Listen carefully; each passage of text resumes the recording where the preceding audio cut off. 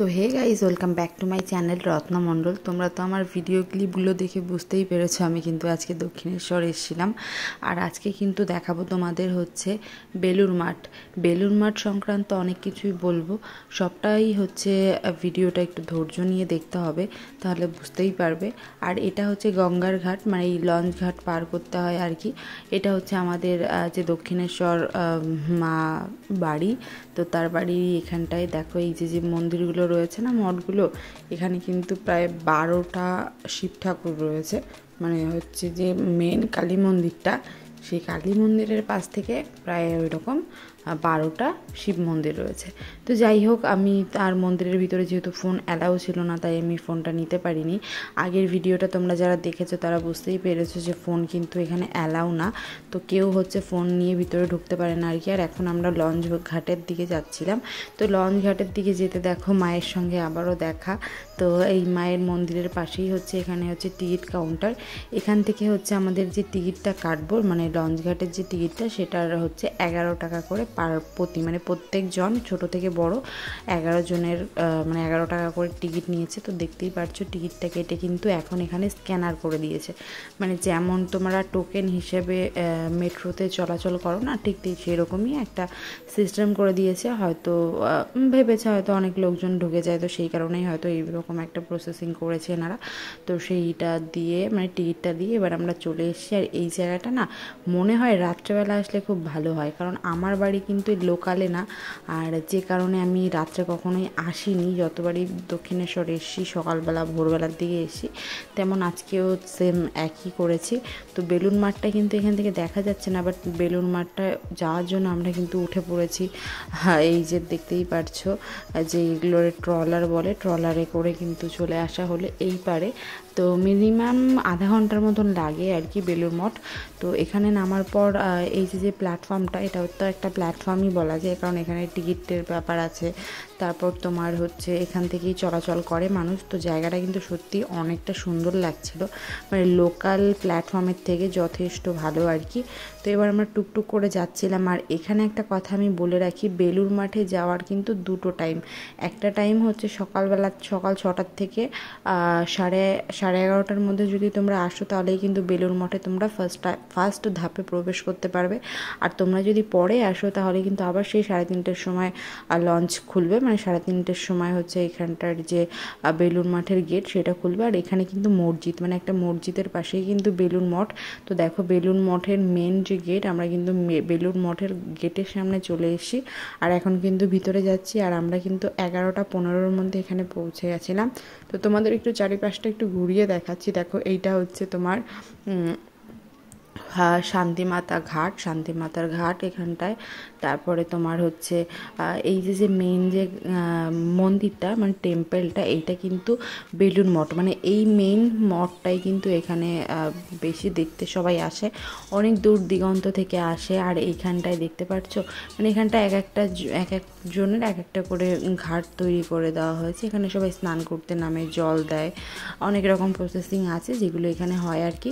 তো দেখো বেলুড় মাঠটা কিন্তু জাস্ট অমাইক লাগছে। আর এখানের কালারটাই এরকম একটা চকলেট ফ্লেভার কালার দেয়। আর আমি এই নিয়ে বেলুড় মঠে প্রায় অনেকবারই এসেছি, তো সেই কারণে নতুন করে সেইভাবে আর কোনো মানে ইন্টেনশন নেই।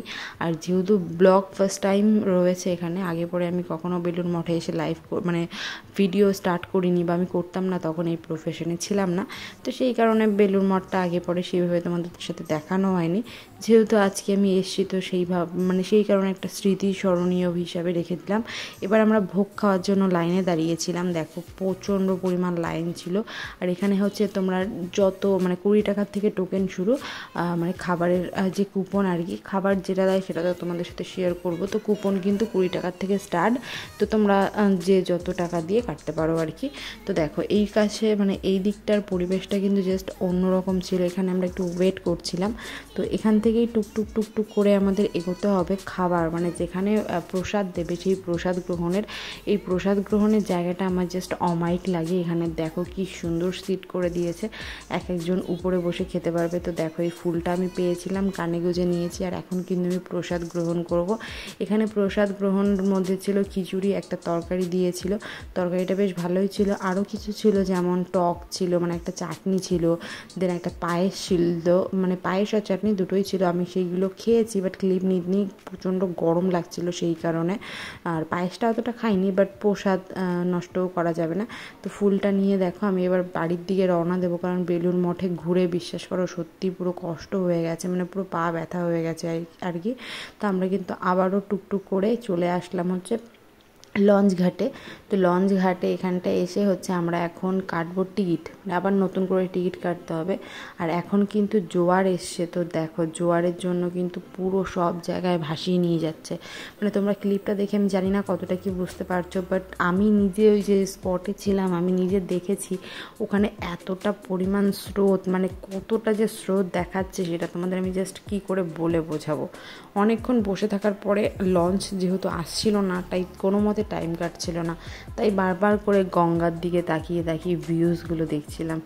এত সুন্দর অমায়িক ভিউজ, আর যা পরিমাণ স্রোত সেটা আর কি বলবো।